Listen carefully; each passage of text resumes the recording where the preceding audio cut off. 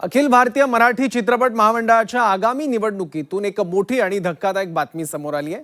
मंत्री उदय सामंत यांच्या पत्नी नीलम शिर्के यांनी या निवडणुकीतून आपली उमेदवारी मागे घेण्याचा निर्णय घेतलाय। नीलम शिर्के यांनी प्रसिद्धी पत्रकाद्वारे या निर्णयाची माहिती दिली असून त्यांनी प्रसिद्ध अभिनेत्री वर्षा उसगावकर यांना आपला जाहीर पाठिंबा घोषित केला। उमेदवारी अर्ज मागे घेण्याची कार्यालयीन प्रक्रिया उद्या पूर्ण केली जाणार आहे।